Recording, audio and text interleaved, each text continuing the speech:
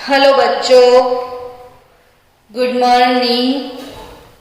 काले छेल्ले આપણે લેક્ચરમાં બોયલના નિયમ પછી એવું ભણ્યા હતા કે દબાણ અને ઘનતા વચ્ચે પણ સંબંધ છે। દબાણ અને ઘનતા વચ્ચે પણ સંબંધ છે એવું ભણ્યા હતા। એટલે વાયુની ઘનતા એ તેના દબાણના સમપ્રમાણમાં હોય છે। તો D ચલે છે P અને એના પરથી D ના છેદમાં P બરાબર K એટલે કે D1 by P1 બરાબર D2 by P2 આવું પણ એક સૂત્ર ભણ્યા હતા। એના આધારિત એક દાખલો ગણી લઈએ। આપણે ગુજરાત બોર્ડ વાળાએ ભલે કોર્સને કાપ્યો છે, બટ હું તો કાપવાની જગ્યા પર ચોપડીમાં જે છે એના સિવાય પણ વધારાની વસ્તુ ઉમેરવાની છું। એટલે દરેક બાળકે ધ્યાનમાં લેવાનું કે વધારાની વસ્તુઓ જે ઉમેરીશું નહીં તો નીટ વાળા બાળકોને તકલીફ પડશે। એટલે આજનો આખો ટોપિક નીટ પર જશે। થોડો ઘણો ચોપડી અને નીટ બંને છે આમાં। ચલો એક દાખલો ગણીએ કે સમુદ્રની સપાટી પર આપણે જે જગ્યાએ રહીએ છીએ ને એને સમુદ્રની સપાટી કહેવાય। તો સમુદ્રની સપાટી પર અજ્ઞાત વાયુની ઘનતા, સમુદ્રની સપાટી પર અજ્ઞાત વાયુની ઘનતા 1.5 મિલીગ્રામ પર લિટર હોય તો માઉન્ટ આબુ પર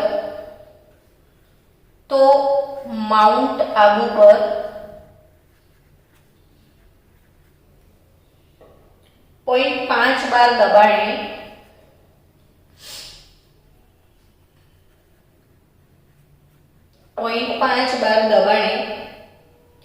અજ્ઞાત વાયુની ઘનતા કેટલી હશે। તમે વિદ્યાર્થી મિત્રો સાથે સાથે લખજો પણ ખરા। નોટબુકમાં લખજો તો સમજશો, ફક્ત જોઈને બેસી રહેશો તો આવડશે નહીં। એટલે તમારે પણ પ્રોસેસમાં ઇન્વોલ્વ થવાનું છે। ગઈકાલે શું શીખ્યા હતા કે ઘનતા અને દબાણ વચ્ચે શું સંબંધ? તો કે વાયુની ઘનતા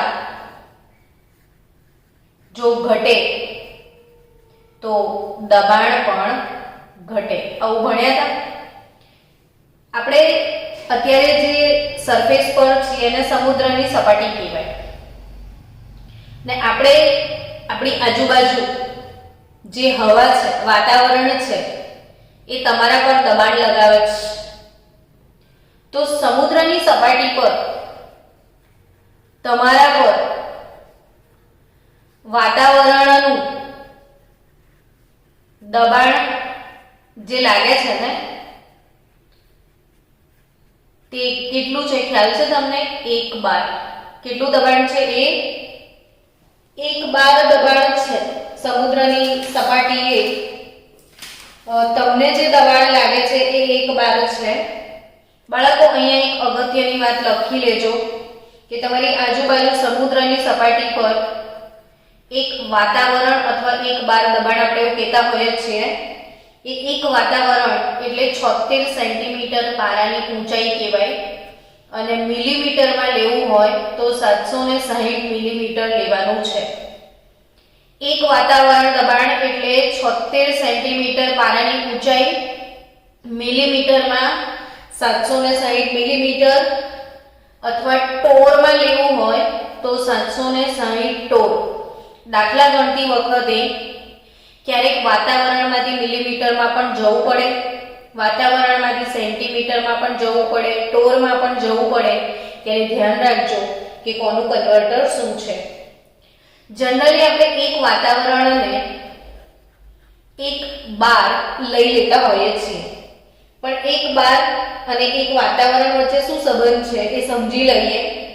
એક ચાર્ટ પેપર ઉપર લખીને તમારા ઘરમાં ચોંટાડી દેવાનું આ બધા એકમો, તો તમને યાદ રહી જાય કે એક વાતાવરણ એટલે 1.013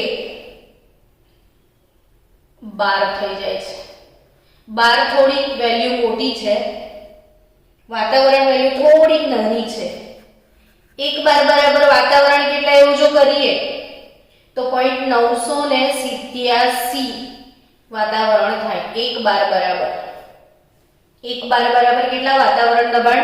0.987. ટૂંકમાં વાતાવરણનું દબાણ એનો એકમ વાતાવરણ પણ છે અને અત્યારે વધારે ફેમસ એકમ બાર છે ને એ સિવાય એનો જો SI એકમ લો તો પાસ્કલ છે.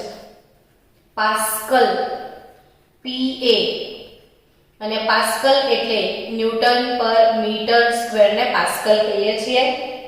તો એક બાર એટલે કેટલા પાસ્કલ એ બી ભૂલ્યા વગર યાદ રાખજો કે એક બાર બરાબર 10⁵ પાસ્કલ.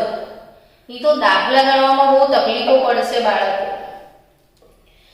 તમને 1 સેન્ટીમીટર એટલે કેટલા મીટર આ બધું શીખવાડેલું છે. એટલે આ બધા જેટલા કન્વર્ટર છે એક ચાર્ટ પેપર પર લખી અને મૂકી દેવાના. 1 લીટર એટલે 1 ડેસીમીટર ઘન, 1 ડેસીમીટર એટલે 10 સેન્ટીમીટર. આ બધું ભણેલા છો આગળ પહેલા ચેપ્ટરમાં. તો આપણે દાખલા તરફ આગળ વધીએ કે સમુદ્રની સપાટી પર અજ્ઞાત વાયુની ઘનતા આપી છે. તો અજ્ઞાત વાયુ સમુદ્રની સપાટી પર એની ઘનતા D1 1.5 mg પર લીટર. તો માઉન્ટ આબુ પર 0.5 બાર દબાણે એની ઘનતા કેટલી થશે? તો માઉન્ટ આબુ પર એની ઘનતા કેટલી એટલે D2 શોધવાની છે. હવે સમુદ્રની સપાટી પર વાતાવરણનું જે દબાણ લાગે છે તે કેટલું? તો કે 1 બાર મેં લખાયું જ છે. એટલે સમુદ્રની સપાટી 1 બાર દબાણે એટલી ઘનતા છે. તો માઉન્ટ આબુ પર 0.5 બાર દબાણ હોય તો ઘનતા કેટલી? આવો પ્રશ્ન પૂછ્યો છે. તો આપણે આ સૂત્ર અહીંયા વાપરી શકીએ કે D1/P1, અથવા અહીંયા શિફ્ટ કરી દો તો D1/D2 P1/P2 એવું પણ કહી શકાય. તો D1 1.5, D2 શોધવાનું છે P1 1/0.5. સો D2 એટલે 1.5 ગુણ્યા 0.5. તો તમારો જવાબ આવશે 15×75.75 મિલીગ્રામ પર લીટર. હંમેશા એકમ કદી લખવાનું ભૂલવાનો નહીં. જો એકમ નહીં લખો તો 1 માર્ક હું તમારો કાપી લઈશ. નહીં મળે તમને એક્ઝામમાં. 1 માર્ક જતો જ રહેશે. બોર્ડવાળા પણ ઉડાઈ દેશે 1 માર્ક. તો યાદ રાખો હંમેશા એકમ કદી છોડવાનો નહીં. સૌથી પહેલા કંઈક લખવાનું હોય તો એ એકમ. તો આપણે બોયલના નિયમનું જેટલું હતું એ કમ્પ્લીટ કર્યું. હવે વાયુના બીજા નિયમ તરફ આગળ વધવાનું છે. આજે શીખવાનો જે ટોપિક છે એ ટોપિક છે નિરપેક્ષ શૂન્ય કેલ્વિન તાપમાન માપક્રમ કઈ રીતે ઉદ્ભવ્યો. નિરપેક્ષ શૂન્ય કેલ્વિન તાપમાન નો ખ્યાલ જે છે એ કેવી રીતે ઉદ્ભવ્યો, આ પ્રશ્ન આપણે સોલ્વ કરવાના છીએ. બધા જ બાળકોને પ્રકરણ 1 માં આપણે એક બહુ સરસ વસ્તુ શીખાવેલી. જેમ કે ચેપ્ટર 1 માં આપણે શીખ્યા હતા કે ડિગ્રી સેલ્સિયસમાંથી કેલ્વિનમાં કઈ રીતે જવાય. તો કે 100 ડિગ્રી સેલ્સિયસ બરાબર ખાલી જગ્યા કેલ્વિન. તો આપણે શું કરતા હતા કે 100 વત્તા 273.15 ઉમેરતા હતા કેલ્વિનમાં જવા માટે.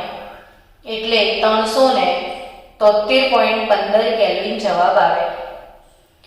0 ડિગ્રી સેલ્સિયસ એટલે કેટલા કેલ્વિન? તો આપણે શું કરીએ, 0 માં 273.15 ઉમેરી દઈએ તો 273.15 કેલ્વિન થાય. કોઈ તમને પૂછે કે 200 ડિગ્રી સેલ્સિયસ એટલે કેટલા કેલ્વિન? તો તમે શું કરો, 200 વત્તા 273.15 એટલે જવાબ આપી દો છો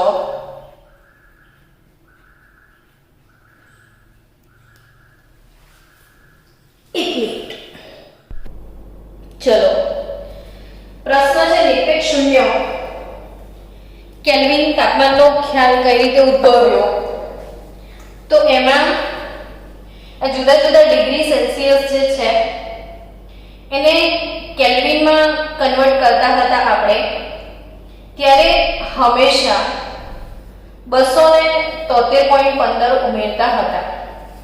ત્યારે પ્રશ્ન થાય કે કેમ એવું 273.15 જ?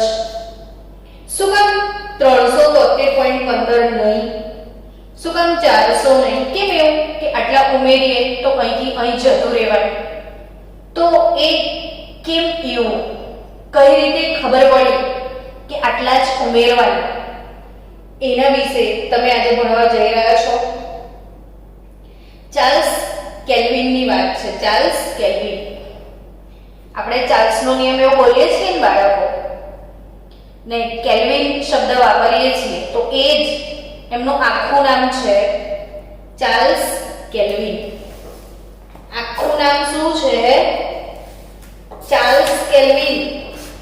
તો એ જે માપક્રમ આવ્યો છે આખો, એ ચાર્લ્સ કેલ્વિને આપ્યો તો. ફ્રેન્ચ સાયન્ટિસ્ટ હતા અને ફ્રેન્ચ સાયન્ટિસ્ટ ચાર્લ્સ કેલ્વિન 1787 ની વાત છે. 1787 ની વાત છે. બોયલનો નિયમ તો ઘણો આગળ ભણ્યા હતા આપણે, 1662, અને ચાર્લ્સનો નિયમ તો 1700 માં આવ્યો. તે બી પૂરું થવા આવ્યું 1700 ત્યારે. તો ચલો સમજીએ. આપણે ચાર્લ્સ જે છે એમણે V ચલે છે T, અર્થાત કે કદ અને તાપમાન આ બંને વચ્ચેનો સંબંધ ડેવલપ કર્યો છે. કોનો સંબંધ દર્શાવ્યો છે? કદ અને તાપમાન વચ્ચેનો સંબંધ આપેલો છે. સંબંધ શું કહે છે કે કદ ને તાપમાન વચ્ચે શું સંબંધ? તમને એક નોર્મલ વાત સમજાવું કે આ એક તપેલી છે એવું સમજી લો, બરાબર? તપેલીમાં દૂધ હોય છે. હવે એને ગેસ પર મૂકી દો તો ગેસ ચાલુ જ, એટલે ધીરે ધીરે તમે તાપમાનમાં વધારો કરી રહ્યા છો, બરાબર છે કે નહીં? ગેસ ચાલુ છે અર્થાત તાપમાન વધી રહ્યું છે, અને તાપમાન વધશે ને તો કદ વધી જાય છે. એટલે તમને ખ્યાલ છે કે દૂધ ઉભરાઈ અને બહાર આવી જાય છે. ઊંચા તાપમાને દૂધ તપેલીમાં સમાતું નથી, દૂધ ઉભરાઈ જાય છે. એ શું બતાવે છે કે કદ અને તાપમાન વચ્ચે શું સંબંધ છે? તો કે તાપમાન વધે ત્યારે કદ પણ વધે. બીજું ઉદાહરણ આપો કે રેલવે ટ્રેક પર ચાલવા જાઓ ત્યારે ધ્યાનથી જોજો કે આ રેલવેનો એક પાટો છે ને બીજો રેલવેનો પાટો જોઈન્ટ કર્યો હશે પેલા લાકડાની નીચે, લાકડું મૂકેલું હોય છે ત્યાં વચ્ચે. તો બંને વચ્ચે જગ્યા હોય. કેમ જગ્યા રાખે એ લોકો? તો કે ઉનાળાની અંદર બહુ જ ગરમી પડે ને ત્યારે જે પાટાની લંબાઈ છે એમાં વધારો થાય. એટલે પાટો લાંબો થઈને અહીંયા આવે, આ પાટો લાંબો થાય તો વચ્ચે જગ્યા હોય તો કોઈ વાંધો ના આવે, મેનેજ થઈ જાય. પણ જગ્યા ના હોય, કટ ચોંટાડેલું હોય ને ઉનાળામાં પાટો લાંબો થાય તો આ પાટો એકબીજા ઉપર ચડી જાય તો અકસ્માત થવાની સંભાવના વધી જાય. એટલે હંમેશા રેલવેના બે પાટા વચ્ચે કેમ જગ્યા હોય છે? તો તાપમાન વધવાના કારણે કદમાં શું થાય છે? વધારો થાય છે.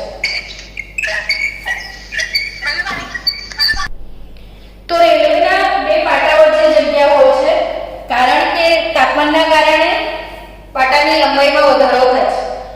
ગેસ પર દૂધ ચડાયેલું હોય તો ઊંચા તાપમાને દૂધ ઉભરે છે, મતલબ કે એની સાઈઝ વધી જાય છે, એનું કદ વધી જાય છે. નોર્મલ વાત છે ને?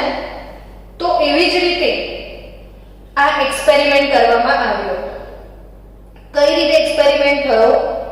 તો આ લોકોએ એક ચોક્કસ પાત્રમાં વાયુ લીધો અને આ વાયુ પર પ્રયોગ કરવામાં આવ્યો. હવે કોઈ સ્પેસિફિક તાપમાન T1 પસંદ કર્યું, ધારો કે 15 ડિગ્રી સેલ્સિયસ. તો એ વખતે એનું કદ માપી લીધું, ધારો કે 100 ml જે પણ હશે. પછી તાપમાન ચેન્જ કરવામાં આવ્યું, કોઈ પણ ચેન્જ. હું તો મારી રીતે તમને સમજાવવા માટે અંદર ટેમ્પરેચર લખું છું કે 20 ડિગ્રી કર્યું હશે, પછી કદ માપી લીધું હશે, તાપમાન વધાર્યું છે તો ઓબ્વિયસલી કદ 100 પ્લસ સમથિંગ થયું હશે. T3 તાપમાન, હજી તાપમાન વધાર્યું, કદ વધ્યું હશે. બરાબર? જેમ જેમ તાપમાન વધારતા ગયા કદ વધતું ગયું ને માપતા ગયા. ને પછી જે રીડિંગ આવે એ રીડિંગના આધારે એમણે એક ગ્રાફ પ્લોટ કર્યો. રીડિંગના આધારે એક ગ્રાફ દોરવામાં આવ્યો. ગ્રાફની અંદર આ જે અક્ષ છે ત્યાં ટેમ્પરેચર એટલે તાપમાન લેવામાં આવ્યું અને આ જે અક્ષ છે ત્યાં કદ V પસંદ કરવામાં આવ્યો. તો V વિરુદ્ધ T નો ગ્રાફ દોર્યો.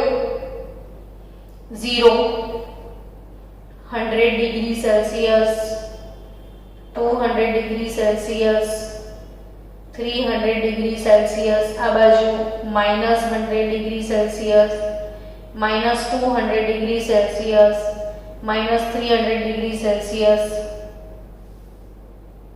ને આ રીતે ગ્રાફ મળ્યો. અર્થાત કે જેમ જેમ તાપમાન વધતું ગયું કદ પણ વધતું ગયું. જો ગ્રાફ આમ જાય છે ઉપર તરફ. એટલે ગ્રાફ બતાવે છે જુદા જુદા રીડિંગ જે આપણે આપણા કોઠામાં લીધા હતા ને એ રીડિંગ અહીંયા મૂકતા ગયા કે લોકો અને ગ્રાફ દોર્યો તો એક સુરેખા મળી. હવે એમને વિચાર આવ્યા કે તાપમાન વધે તો કદ જે છે એ વધે છે, તો પછી તાપમાન ઘટે તો શું થાય? તો કે હવે ઠંડુ પાડીએ તો કદ શું થાય? ઘટે. એટલે એમને વિચાર આવ્યો કે જો આ તાપમાન લઈએ તો કદ વધ્યું, હવે તાપમાન ઘટાડીએ તો ધીરે ધીરે કદ ઘટતું જાય. તો એમણે વિચાર્યું કે હજી તાપમાન ઘટાડો તો હજી કદ ઘટે, હજી તાપમાન ઘટાડો હજી કદ ઘટે, હજી તાપમાન ઘટાડો હજી કદ ઘટે. એમ કરતા કરતા કરતા એક લેવલ આવે તો કદ 0 થઈ જાય, અર્થાત પદાર્થ ગાયબ થઈ જાય. દુનિયામાંથી પદાર્થ આ કદ આટલું છે, બરાબર? હવે ઘટ્યું, હજી ઘટ્યું, હજી ઘટ્યું, હજી ઘટ્યું, હજી ઘટ્યું, હજી ઘટ્યું, હજી ઘટ્યું. એમ કરતા કરતા એક લેવલે 0 થઈ જાય. પણ સાચે એવું કદાડો બન્યું છે? કે પદાર્થો ગાયબ થઈ ગયા હોય, જાદુગરથી બને, બીજા કોઈથી તો ના જ બને, તો એ તો જાદુગર બી ટ્રીક મારે એટલે, બાકી રિયલમાં કોઈ પદાર્થ ગાયબ થાય નહીં. તો એ લોકોએ રિયલમાં પદાર્થ ગાયબ ના થાય પણ ગ્રાફમાં તો ગાયબ થઈ શકે, એટલે આ લોકોએ શું કર્યું કે ગ્રાફને લંબાયો પાછળની તરફ, અને એ ગ્રાફ જ્યારે પાછળની તરફ લંબાવવામાં આવ્યો ત્યારે જુદા જુદા રીડિંગ મળ્યા, એક્ઝેક્ટ આ જગા પર વોલ્યુમ, આ વોલ્યુમની ટર્મ એટલે અહીં તો 0 દેખાડે છે, કદ 0 છે, વોલ્યુમ 0 થઈ ગયું, પદાર્થ ગાયબ થઈ ગયો, પણ એ વખતે તાપમાન કયું હતું તો આ જગા પર એમણે ચેક કર્યું તો -273.15 ડિગ્રી સેલ્સિયસ મળ્યો કે જ્યાં કદ 0 થઈ ગયું. એટલે એમને તો મજા આવી, તો એમણે તો જુદા જુદા બહુ બધા ગ્રાફ દોર્યા, ઢગલો પ્રયોગો કર્યા, એક નહીં 500 પ્રયોગો કર્યા હશે, કેટલા બધા પ્રયોગો કર્યા, જેટલા બી ગ્રાફ દોર્યા એ બધા ગ્રાફ જ્યારે પાછળ લંબાવવામાં આવ્યા ને, અહીંયા 50 ગ્રાફ બી તમે દોરો છો, 50 પ્રયોગો બી કરો છો, પણ જ્યારે ગ્રાફને લંબાવવામાં આવે છે ત્યારે એક જ બિંદુએ બધા ગ્રાફ ભેગા થતા હતા. અને એટલે વિચાર આવ્યો કે આ પ્રાયોગિક રીતે જ્યારે શૂન્ય કદ હોય ત્યારે ખરેખર જે તાપમાન છે ને એ -273.15 આગળ જ બધા જ ગ્રાફ ભેગા થઈ ગયા. એટલે સૈદ્ધાંતિક રીતે આ -273.15 બહુ બધા ગ્રાફ દોરે પણ બધા ગ્રાફ એક જ જગ્યાએ ભેગા થયા છે, અને એક જ જગ્યાએ ભેગા થયા અને જો હજી નીચે તાપમાન લઈ જાઓ ને, હજી નીચેનું, તો આ ગ્રાફ નીચે જાય એટલે વાયુનું કદ ઋણ પણ બને, બોલો ગ્રાફની અંદર તો. એટલે અહીંયા આ બધું વ્યવહારિક રીતે શક્ય નથી, બટ ગ્રાફિકલી શક્ય છે. અને ત્યાંથી જ લોર્ડ કેલ્વિન, બ્રિટિશ વૈજ્ઞાનિક લોર્ડ કેલ્વિન જેને કહેવાય, એને ખ્યાલ આવ્યો કે ભાઈ નિરપેક્ષ શૂન્ય તાપમાને, કેલ્વિન તાપમાન પણ આને કહી દીધું કે આ નિરપેક્ષ શૂન્ય તાપમાન લઈ લીધું, અને આ નિરપેક્ષ શૂન્ય તાપમાન એટલે 273.15 ડિગ્રી સેન્ટીગ્રેડ જે છે એને કેલ્વિન એવું નામ આપવામાં આવ્યું. આ નિરપેક્ષ શૂન્ય તાપમાન કહેવાય અને આ નિરપેક્ષ શૂન્ય તાપમાનને કેલ્વિન માપક્રમ એટલે કે કેલ્વિન તાપમાન એવું કહેવામાં આવ્યું. અને આના બરાબર આ લોકોએ 0 કેલ્વિન લઈ લીધા. કેટલા કેલ્વિન લઈ લીધા? 0. અહીંથી કેલ્વિન ચાલુ કર્યું અને આ 0 કેલ્વિન હવે -273.15 ડિગ્રી સેલ્સિયસમાં 273.15 ઉમેરીએ બંને બાજુ, તો આ બાજુ પણ 273.15 આવે કે નહીં? હવે માઇનસ અને આ પ્લસ એટલે ખબર પડી કે 0 ડિગ્રી સેલ્સિયસ એટલે કેટલા થાય તો કે 273.15 કેલ્વિન. હવે 1 ડિગ્રી સેલ્સિયસ કરવા હોય તો 1 પ્લસ 273.15 કરવા પડે કે નહીં? બંને બાજુ +1 કરો તો મળી જાય ને જેટલું ટેમ્પરેચર. ત્યાંથી ખ્યાલ આવ્યો કે ભાઈ કોઈ પણ ડિગ્રી સેલ્સિયસ જે છે એને કેલ્વિનમાં કન્વર્ટ કરવા માટે 273.15 ઉમેરવા પડે. આ MCQ માં પૂછશે, ખાસ યાદ રાખજો કે 0 ડિગ્રી સેલ્સિયસ એટલે 273.15 કેલ્વિન અને 0 કેલ્વિન એટલે -273.15 ડિગ્રી સેલ્સિયસ. આ બંને અગત્યની વાત છે. તો 0 કેલ્વિન એટલે -273.15 ડિગ્રી સેલ્સિયસ અને 0 ડિગ્રી સેલ્સિયસ એટલે +273.15 કેલ્વિન. અને ત્યાંથી બીજી વાત તમે કહી શકો કે ખરેખર કેલ્વિનમાં ઋણ તાપમાન કેમ શક્ય નથી? તો કે અહીંથી આગળ હવે ક્યાં જવાનું? એટલે કેલ્વિન માપક્રમમાં ઋણ તાપમાન શક્ય નથી. તો આ થયો નિરપેક્ષ કેલ્વિન નો ખ્યાલ, અને કેલ્વિન એકમને તાપમાનના SI એકમ તરીકે ડિક્લેર કર્યો છે. એટલે તાપમાનનો SI એકમ કયો એમ કોઈ પૂછે તો કેલ્વિન. હવે આપણે બીજી થિયરી તરફ આગળ વધીએ કે ચાર્લ્સ નો નિયમ શું છે એ સમજીએ. તો ચાર્લ્સ નો નિયમ 1787 અને 1787 માં ચાર્લ્સ અને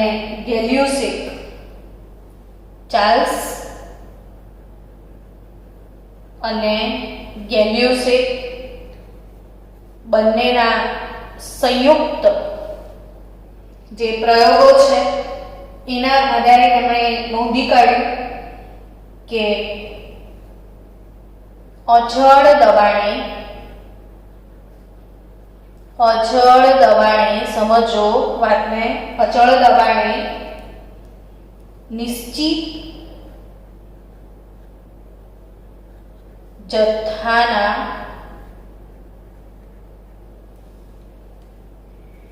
વાયુના કદમાં થતો, અચળ દબાણે નિશ્ચિત જથ્થાના વાયુના કદમાં 1 ડિગ્રી સેલ્સિયસનો વધારો કે ઘટાડો કરવામાં આવે. 1 ડિગ્રી સેલ્સિયસનો વધારો કે ઘટાડો કરવામાં આવે તો તેના કદમાં કેટલો ફેરફાર થાય? તો કે તેના કદમાં થતા ફેરફારનું મૂલ્ય,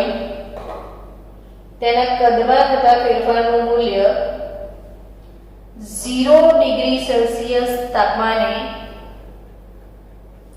જે મૂળ કદ અથવા અસલ કદ V0 હોય તેના 273 માં 1/273 માં ભાગ જેટલું હોય છે. આ તૈયાર કરવામાં થોડી તકલીફ પડશે પણ સમજો તો ઘણું સારું છે. જો 1 ડિગ્રી સેલ્સિયસ સમજો કે T બરાબર 0 ડિગ્રી સેલ્સિયસ તાપમાન છે તો એ વખતે વાયુનું કદ, મૂળ કદ V0 છે એવું માની લઈએ. બરાબર, 0 ડિગ્રી સેલ્સિયસ તાપમાને વાયુનું અસલ કદ V0 છે. હવે 1 ડિગ્રી સેલ્સિયસનો વધારો કરીએ. ફક્ત કેટલું તાપમાન વધારો? T બરાબર 0 ડિગ્રી સેલ્સિયસ થી T બરાબર ફક્ત 1 ડિગ્રી સેલ્સિયસ વધારો. તો જે કદ છે એ વધશે. તો એ કદ કેટલું વધશે એવું પૂછે. કેટલું વધે? તો કે V0 ભાગ્યા 273 જેટલું વધે. સમજ્યા? મૂળ કદ જે છે એ મૂળ કદના 1/273 માં ભાગ જેટલું વધે છે એવું કહે છે. એટલે વાયુનું કદ V0 હોય તો T બરાબર 1 ડિગ્રી સેલ્સિયસ વધારો કરવામાં આવે તો વાયુના કદમાં થતો વધારો કેટલો? તો V0/273 જેટલો. ધારો કે બાળકો સમજો,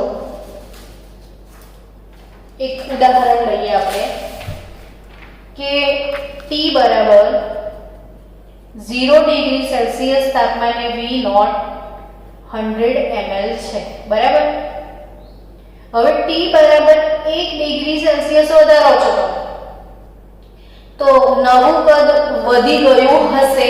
બરાબર છે, તો કેટલું વધ્યું હશે એમ પૂછે છે. કેટલું વધ્યું હશે? નવું કદ વધી ગયું છે તો કેટલું વધ્યું?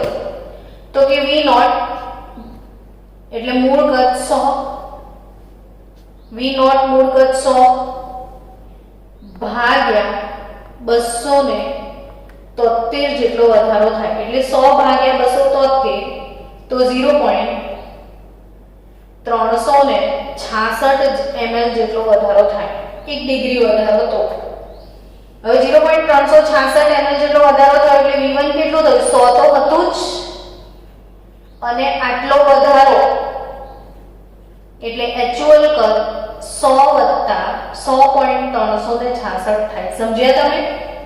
હવે જો હું ફરીથી 2 ડિગ્રી સેલ્સિયસ વધારો તો કેટલો વધારો થાય? તો કે 2 ડિગ્રી સેલ્સિયસ વધારો તો ફરીથી બીજા 0.366 ઉમેરાય એટલે 100 1 ડિગ્રી પર 0.366, ફરી 1 ડિગ્રી વધારો તો ફરી 0.366 વધે. 3 ડિગ્રી સેલ્સિયસ વધારો તો 100 0.366 0.366 0.366 આમ ધીરે ધીરે કદ વધતું જાય. સમજ્યા તમે? એટલે 1 ડિગ્રી વધારો તો કેટલું વધે? તો v0 upon 273 જેટલું વધે એવું કહેવા માંગે છે. તો અહીંયા વાયુના કદમાં થતો વધારો v0 by 273. જો t બરાબર 2 ડિગ્રી સેલ્સિયસ તાપમાનનો વધારો કરો તો વાયુના કદમાં થતો વધારો કેટલો? તો 2 વખત v0 upon 273 જેટલો. જો t બરાબર 3 ડિગ્રી સેલ્સિયસ વધારો તો વાયુના કદમાં થતો વધારો કેટલો? તો 3 into v0 upon 273 જેટલો. સમજ્યા? તો ડેશ ડેશ ડેશ એવું માનો કે t બરાબર t ડિગ્રી સેલ્સિયસ તાપમાનમાં વધારો કરીએ તો વાયુના કદમાં થતો વધારો કેટલો? તો t into v0 upon 273 જેટલો. 1 2 3 તો t into v0 upon 273 જેટલો વધે. એટલે બાળકો એવું કહેવાય કે t બરાબર t ડિગ્રી સેલ્સિયસ તાપમાને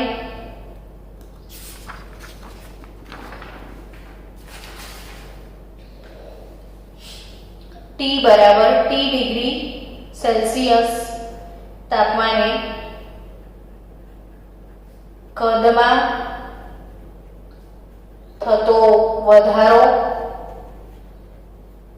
કેટલો થાય? તો કે v0 ભાગ્યા 273 into t જેટલો. માટે એ સમયે કુલ કદ t સમયે કુલ કદ vt કેટલું? તો v0 તો ખરું પ્લસ વધારો. આપણે જો અહીંયા વધારો કેટલો? તો કે વધારો 0.366 પણ કદ કેટલું?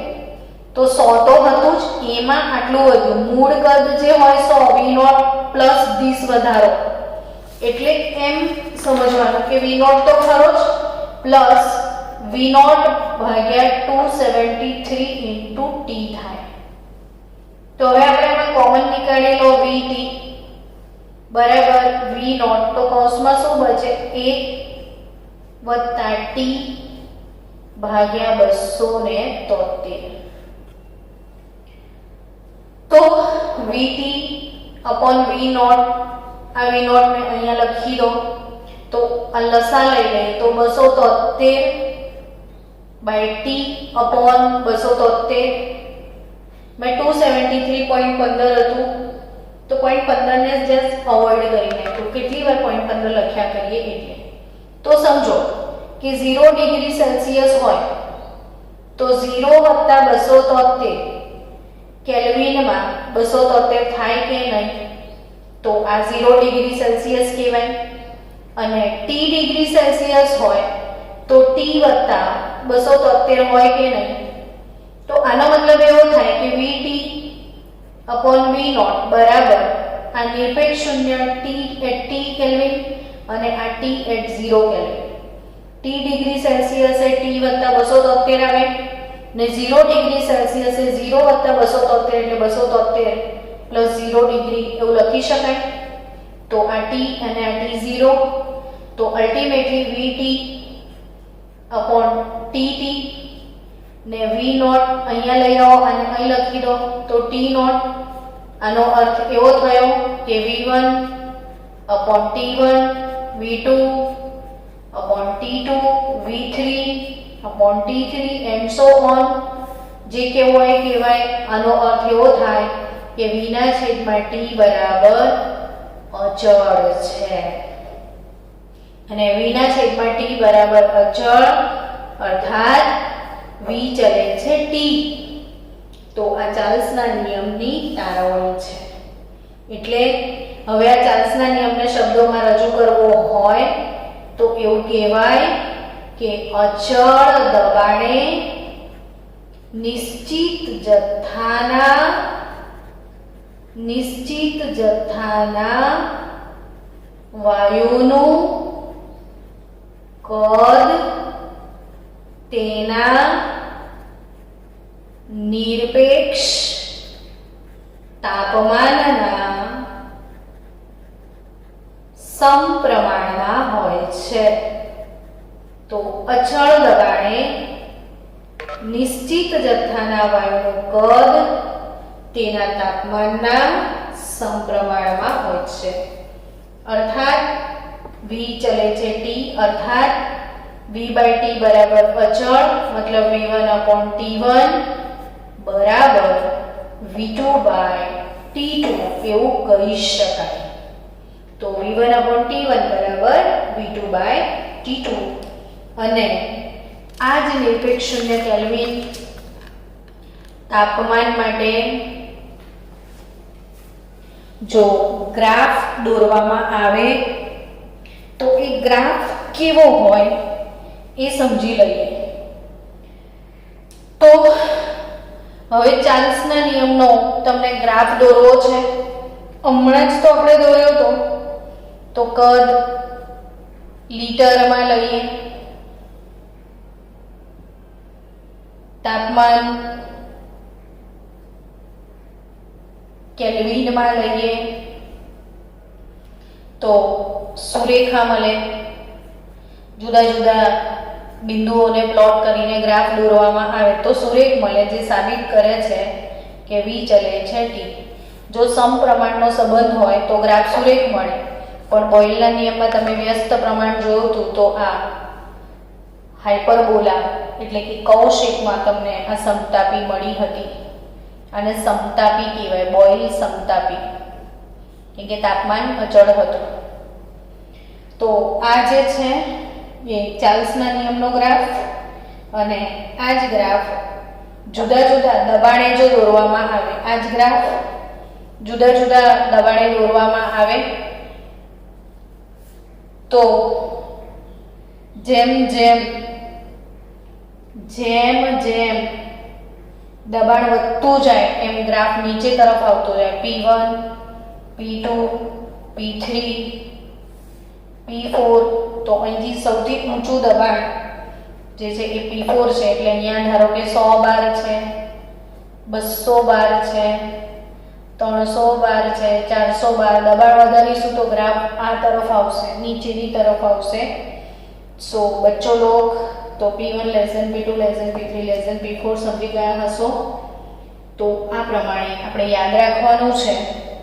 ને હવે આવતીકાલે આપણે ચાર્લ્સના નિયમના દાખલા ગણીશું અને ત્યારબાદ ગેલિયોસેકનો નિયમ ભણી લઈશું. એટલે પહેલાં તમને કાલે ગેલિયોસેકનો નિયમ ભણાવીને પછી ચાર્લ્સ અને ગેલિયોસેક બંનેના કમ્બાઈન્ડ દાખલા ગણાવી દઈશ. એટલે મળીએ આવતીકાલે.